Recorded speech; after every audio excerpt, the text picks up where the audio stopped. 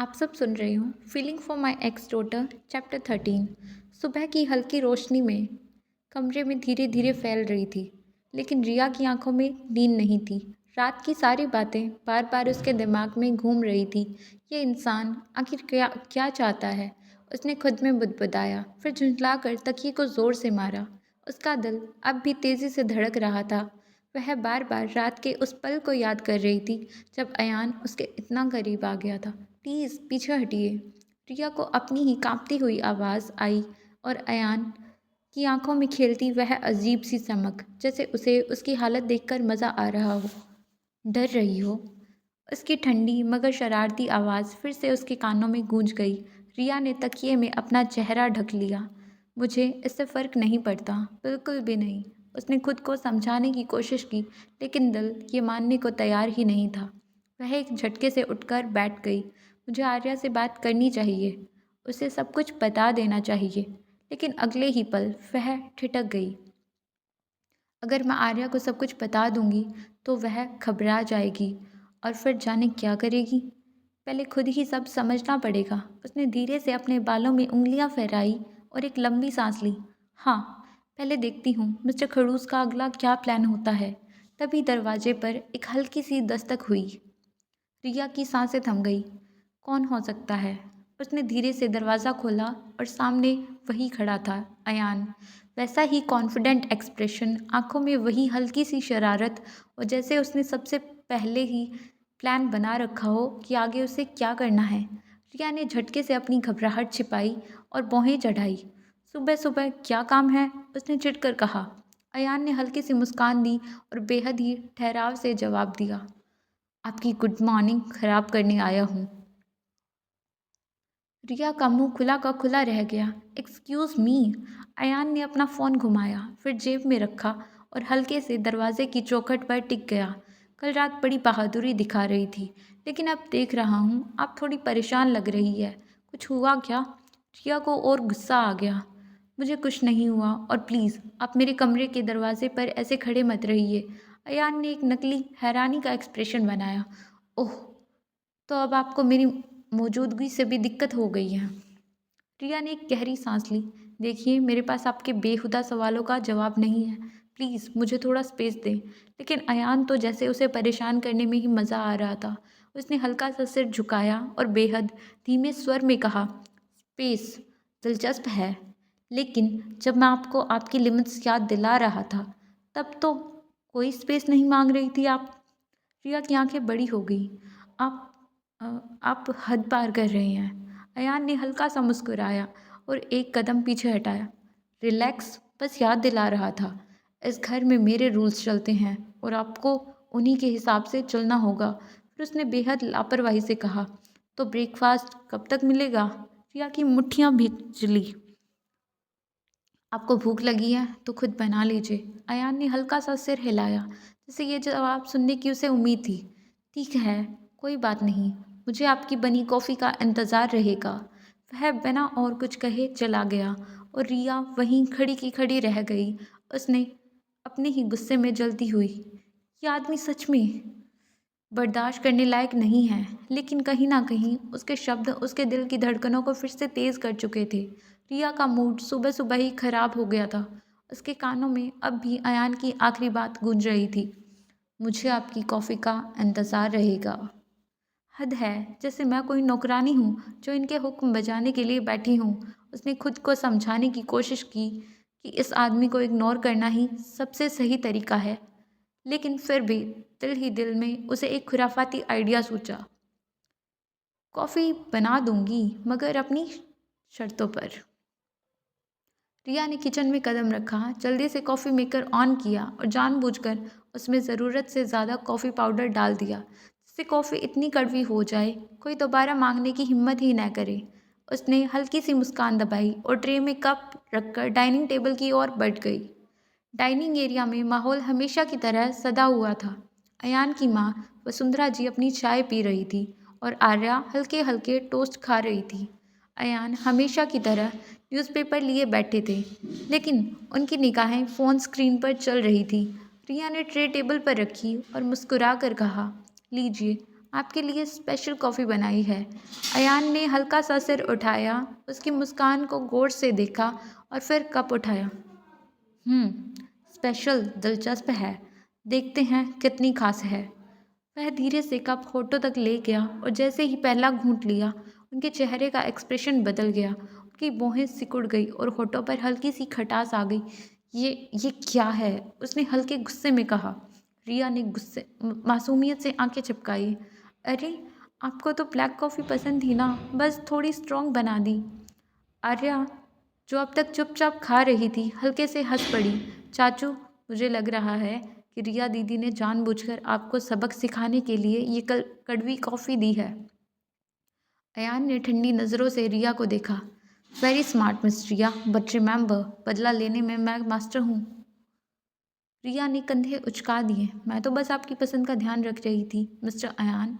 इससे पहले कि माहौल और अजीब होता, वसुंधरा जी ने हल्की खांसी से की और कहा, अयान, अगर कॉफ़ी अच्छी नहीं है तो रहने दो, चाय बना दूँ? अयान ने गहरी सांस ली और कप वहीं रख दिया। नहीं माँ, अब इस बदले का जवाब तो देना ही पड़ेगा। रिया ने आंखें घुमाई और प्लेट उठाकर अपने लिए टोस्ट निकालने लगी। तभी अयान ने धीरे से कहा, आज सुबह तुमने मुझसे कहा था मैं तुम्हारे कमरे के दरवाजे पर खड़ा ना रहूं, और आज सुबह तुमने खुद मेरे लिए कुछ बनाया। बड़ा कॉन्ट्रडिक्शन नहीं है? रिया ने उनकी तरफ देखा। उनकी आंखों में वही अजीब सी चमक थी जो उसे असहज कर रही थी। गलतफहमी में मत रहिए मिस्टर अयान, मैंने ये आपके लिए नहीं, अपनी खुशी के लिए किया था। अयान ने हल्का सा सिर झुकाया, जैसे इस बात को और दिलचस्प बना दिया। खुशी? यानी तुम मुझसे बदला लेने में खुशी महसूस करती हो? रिया ने बिना जवाब दिए प्लेट में एक टोस्ट उठाया और अपने मूड को शांत रखने की कोशिश की। आर्या को दोनों की बातें सुनकर बहुत दिलचस्प लग रही थी। चाचू, अगर ये टॉम एंड जेरी शो सुबह सुबह देखने को मिलता रहेगा तो हमारा दिन बहुत अच्छा जाएगा। अयान ने हंसते हुए आर्या के सिर पर हल्की सी चपत मारी और रिया ने झुंझला कर टोस्ट काट लिया। लेकिन वह इस बात से अनजान थी, अयान ने बदले की एक और चाल सोच ली थी। कॉलेज का दिन और नई मुसीबत। रिया का मूड सुबह सुबह ही खराब था। उसे अब तक अयान से मिली हर एक चीज़ सिर दर्द लग रही थी, चाहे वो अयान खुद हो या उसकी मौजूदगी, चाहे उसकी बातें हों या कुछ और। लेकिन आज का दिन और भी खराब होने वाला था, जिसका उसे अंदाज़ा भी नहीं था। रिया और आर्या कॉलेज के लिए निकल चुके थे। गाड़ी में बैठे बैठे ही आर्या ने रिया की ओर देखा और हल्का सा मुस्कुराया। रिया, तुझे कॉलेज में कोई प्रॉब्लम तो नहीं होती? रिया ने गहरी सांस ली और सिर हिलाया। प्रॉब्लम अभी तो नहीं, लेकिन पता नहीं क्यों मुझे लग रहा है आज कुछ गड़बड़ होने वाली है। आर्या ने हंसते हुए गाड़ी का स्टीयरिंग घुमाया। ओह, सिक्स सेंस। वैसे तू इतनी टेंशन क्यों ले रही है? रिया ने मुंह टेढ़ा किया। तू नहीं समझेगी आर्या। कॉलेज के गेट पर गाड़ी रुकी, दोनों अंदर जाने ही वाले थे, तभी रिया के फ़ोन पर नोटिफिकेशन आया। Riya, urgent project file needs signature of company CEO before submission. Riya के चेहरे का रंग उड़ गया। क्या हुआ? आर्या ने पूछा। रिया ने धीरे से स्क्रीन उसकी ओर बढ़ाई। आर्या ने नोट पढ़ा और फिर रिया को देखा। तो इसमें टेंशन वाली क्या बात है? रिया ने गहरी सांस ली और धीरे से कहा, सीईओ कोई और नहीं, मिस्टर खड़ूस अयान है। आर्या ने चौंक कर उसकी ओर देखा और फिर हंस पड़ी। ओह, तो अब तुझे उनके ऑफिस जाना पड़ेगा। रिया ने सिर हिलाया और माथा पकड़ लिया। भगवान, ये मेरी ज़िंदगी में हर जगह क्यों घुस रहे हैं? फिर वह ऑफिस के लिए निकल पड़ी। रिया जैसे तैसे अपनी प्रोजेक्ट फाइल के साथ अयान के ऑफिस पहुंची। रिसेप्शन पर खड़ी लड़की ने उसे अंदर जाने का इशारा किया। सर अपनी कैबिन में हैं, आप जा सकती हैं। रिया ने मन ही मन खुद को शांत किया और हल्के से दरवाज़ा खटखटाया। कोई जवाब नहीं। सर, उसने फिर से कहा। कोई जवाब नहीं आया। उसने दरवाज़ा खोला और अंदर झाँका। खाली। अयान का चेयर खाली था, कोई मौजूद नहीं था। रिया ने गुस्से में अपनी फाइल को कसकर पकड़ा और मुट्ठी भींच ली। इस इंसान का टाइम टेबल नॉर्मल लोगों की तरह क्यों नहीं हो सकता? रिया अभी कैबिन में नहीं थी। तभी एक लड़की आई, जिसे देखकर रिया ने अयान के बारे में पूछा। उसने बताया कि वह मीटिंग हॉल में है। रिया गुस्से से बाहर निकली और सीधे मीटिंग हॉल की तरफ बढ़ी, जहां उसे बताया गया कि अयान मीटिंग में हो सकते हैं। वहां पहुंचकर उसने अंदर झांका। मीटिंग हॉल भी खाली था। इसका दिमाग अब और गर्म हो गया। उसने गुस्से में कांपने लगी, कांपते हुए बोली, तुम्हें बाद में बताऊंगी। रिया ने अपनी हिम्मत नहीं छोड़ी और ऑफिस के दूसरे सेक्शन में गई। मुझे अयान सर से मिलना है, उसने एक स्टाफ मेंबर से कहा। सर तो अभी 5 मिनट पहले पार्किंग की तरफ गए थे। रिया के चेहरे का रंग उड़ गया। पार्किंग? वहाँ क्यों? वह बिना कुछ सोचे तेजी से पार्किंग की ओर भागी। पार्किंग में सिर्फ गाड़ियाँ खड़ी थी, अयान कहीं नहीं था। अब रिया का दिमाग घूमने लगा। ये आदमी मुझे पागल कर देगा। वहाँ पर खड़े गेटकीपर ने जब उनसे पूछा तो उसने कहा कि अयान अभी अभी अपने ऑफिस में गए हैं। रिया का मन कर रहा था अयान का गला दबा दे। रिया भारी कदमों से वापस ऑफिस में आई और गुस्से में रिसेप्शन की लड़की से बोली, देखिए, मुझे अयान सर से मिलना है, प्लीज़ बताइए कि वो कहाँ है। लड़की ने झिझकते हुए कहा, अभी अभी सर अपने कैबिन में वापस गए हैं। रिया की आंखें चौड़ी हो गई। क्या मतलब यह इंसान पूरी बिल्डिंग घूम रहा था और साथ में रिया को भी घुमा रहा था। अब तो बस बहुत हो गया। रिया बिना कुछ सोचे सीधा अयान के कैबिन की ओर बढ़ी। इस बार दरवाज़ा बिना खटखटाए खोल दिया। मिस्टर अयान, आप मुझे इग्नोर। रिया की आवाज़ वहीं अटक गई। अयान अपनी चेयर पर बैठे आराम से कॉफ़ी पी रहा था, जैसे कुछ हुआ ही नहीं। उसने सिर उठाया, हल्की सी मुस्कान दी। अरे मिस रिया, तुम इतनी हाफ क्यों रही हो? क्या हुआ? रिया को उसकी शरारती मुस्कान देखकर समझ आ गया, ये सब जानबूझकर किया गया। उसने गहरी सांस ली। आप अच्छी तरह जानते हैं कि क्या हुआ। मैंने पूरे ऑफिस में आपके पीछे चक्कर काटे। अयान ने हल्का सा सिर झुकाया। ओह सच में? तुमने तो मुझसे मिलने की रिक्वेस्ट भी नहीं भेजी। बिना अपॉइंटमेंट कोई ऐसे ही कैसे मिल सकता है? रिया ने झुंझलाकर फाइल टेबल पर रखी। मुझे इस फाइल पर आपके साइन चाहिए। अयान ने उसकी ओर देखा, फिर बेहद आराम से फाइल उठाई और पन्ने पलटने लगा। फिर उसने पेन उठाया और साइन करने के लिए के बजाय उसे घुमाने लगा। रिया ने मुँह चढ़ाई। अब क्या है?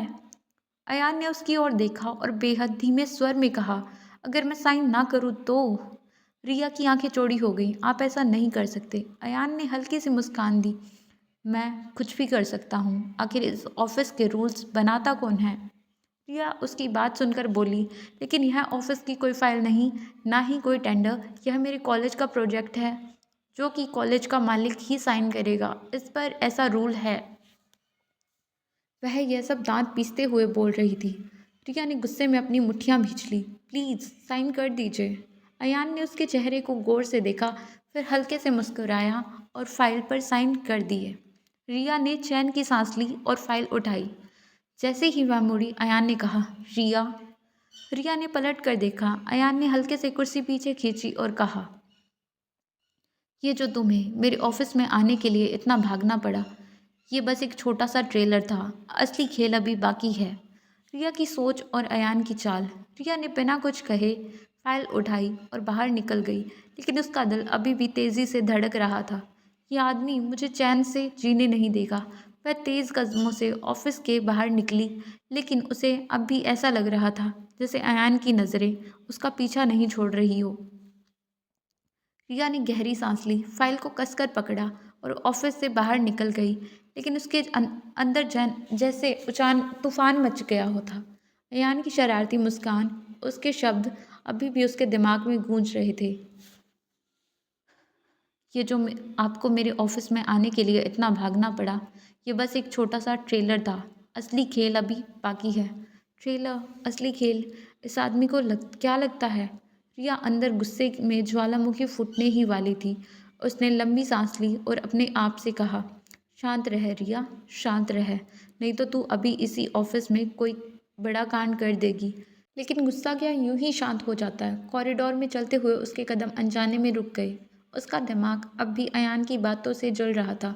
नहीं, ये ऐसा नहीं कर हो सकता। मैं इस मिस्टर खड़ूस को इतनी आसानी से नहीं छोड़ सकती। उसने अचानक पीछे मुड़कर अयान की केबिन की ओर देखा। दरवाज़ा हल्का सा खुला था। बस बहुत हुआ। रिया ने के अंदर का ज्वालामुखी अब लावा उगलने को तैयार था। वो पूरी रफ्तार से पलटी और गुस्से से भरी हुई अयान के केबिन में घुस गई। अयान अब भी अपनी कुर्सी पर बेहद आराम से बैठा था, एक हाथ में कॉफ़ी मग, दूसरे हाथ में फ़ोन। जैसे ही उसने रिया को अंदर जाते देखा, उसने हल्के से मुस्कान दी और बेहद ठंडे लहजे में कहा, अरे वाह बटरफ्लाई, वापस आ गई। इतनी जल्दी मिस कर लिया मुझे। रिया के कदम तेजी से उसकी टेबल तक पहुंचे। उसने बिना कुछ बोले टेबल पर पड़े लैपटॉप की ओर हाथ बढ़ाया। अयान की आंखें चौड़ी हो गई। नो नो नो बटरफ्लाई, यह करने की कोशिश मत करना। लेकिन रिया ने एक सेकंड भी नहीं सोचा। उसने झटके से उसका लैपटॉप उठाया और हवा में लहरा दिया। अयान सर, अगर आपने मुझे फिर से इस तरह परेशान किया या कोशिश की तो मैं। रिया, रुक जाओ। अगर तुमने इसे फेंक दिया तो क्या आप मुझे कॉलेज के अंदर भी चैन से नहीं जीने देंगे? हर जगह अपनी बेवकूफ़ी भरे गेम्स खेलेंगे और जब मैं आपके ऑफिस आती हूँ तो पूरे ऑफिस में मेरे पीछे चक्कर लगवाते हैं। तो लीजिए, ये आपके गेम का जवाब। रिया ने पूरी ताकत से अयान का लैपटॉप उठाया और ज़मीन पर पटक दिया। लैपटॉप के परखच्चे उड़ गए। अयान की आंखें चौड़ी रह गई। वो अपनी कुर्सी से उठ खड़ा हुआ। रिया, तुम पागल हो गई हो। हाँ, हो गई हूँ आपकी वजह से, क्योंकि आप जैसे लोग बस दूसरों को परेशान करना जानते हैं। अयान ने गहरी सांस ली और सिर झटका। तुम्हें अंदाज़ा भी है तुमने क्या किया है? हाँ, और ये बस शुरुआत है। रिया ने एक सेकंड की भी देरी नहीं की और अयान की टेबल पर पड़ा पेन होल्डर उठाया, ज़मीन पर दे मारा। पेन पूरे केबिन में बिखर गए। अयान ने अपनी उंगलियां अपनी कनपटी पर रखी और गहरी सांस ली। बटरफ्लाई, तुम जितनी खूबसूरत दिखती हो उतनी ही खतरनाक भी हो। लेकिन रिया नहीं रुकी। उसने टेबल पर रखी फाइल्स को दोनों हाथों से उठाया और हवा में उछाल दिया। ये लीजिए आपकी फाइल्स, अब देखिए इन्हें कैसे समेटते हैं। फाइल्स के पन्ने पूरे केबिन में उड़ने लगे। अयान ने अपना सिर पकड़ लिया। रिया, बस करो। अभी कहाँ, अभी तो असली खेल बाकी है। रिया ने टेबल पर रखा पानी का ग्लास उठाया और अयान की कुर्सी पर उड़ेल दिया। अयान ने फौरन पीछे हटते हुए घूरा। रिया, तुम्हें पता भी है ये क्या कर रही हो? रिया अयान की बात सुनकर बोली, बिल्कुल पता है, आपने मुझे पूरी ऑफिस में चक्कर कटवाए। अब मैं आपकी ऑफिस की चीज़ों का नाच करवा रही हूँ। अयान ने गहरी सांस ली और बेहद धीमे स्वर में कहा, रिया, अगर तुम अब भी नहीं रुकी तो तुम्हें इसका खामियाजा भुगतना पड़ेगा। रिया ने हथेली से टेबल पर जोर से मारा और कहा, क्या करेंगे? मुझे भी किसी कॉर्नर में खड़ा कर देंगे, सज़ा देंगे? अच्छा मजाक था, पर मैं डरने वालों में से नहीं हूँ, समझे? अयान अब सच में गुस्से में आ चुका था। उसने एक लंबा कदम बढ़ाया और रिया के बेहद करीब आ गया। अब दोनों के बीच कुछ ही इंच का फासला था। उसकी आंखें अब शरारती नहीं थीं, बल्कि गहरी और गंभीर थी। रिया, तुमने मेरा लैपटॉप तोड़ा, मेरे केबिन में भूचाल मचाया, अब मुझे चैलेंज कर रही हो? रिया ने ठंडी नज़रों से उसे देखा और धीरे से कहा, हाँ, और अगर आपको कोई दिक्कत हो तो उसकी टेबल पर हाथ रखकर झुक गई और बेहद धीमे स्वर में कहा, मुझे रोक लीजिए, अगर रोक सकते हो तो। अयान के चेहरे पर हल्की सी मुस्कान आ गई। ओह, तुम चाहती हो मैं तुम्हें रोकूं? रिया ने उसकी आंखें घुमाई और मुड़ने लगी, लेकिन इससे पहले कि वो दरवाजे तक पहुंचती, अयान ने उसकी कलाई पकड़ ली। रिया ने झटके से पलटकर उसे घूरा। हाथ छोड़िए अयान सर। रिया, अब ये खेल तुम्हारी मर्जी से ख़त्म नहीं होगा। अयान के चेहरे पर वो शरारती मुस्कान फिर से लौट आई। तुमने कैबिन में तबाही मचाई, अब तुम्हें इसकी सज़ा तो मिलेगी। रिया की आंखें चौड़ी हो गई। क्या मतलब? अयान ने उसकी कलाई धीरे धीरे छोड़ी और कहा, कल कॉलेज में तैयार रहना, क्योंकि जो आज तुमने किया उसका असली जवाब मैं वहीं दूंगा। रिया ने गुस्से में उसकी ओर देखा और पलट कर केबिन से बाहर निकल गई, लेकिन उसके दिल की धड़कन अब तेज हो चुकी थी। अब ये आदमी क्या करने वाला है? आखिर क्या होने वाला है? कैसे जवाब देगा अयान रिया को की इस हरकतों पर? जानने के लिए सुनते रहिए feeling for my x daughter. Thank you for listening and please share your reviews.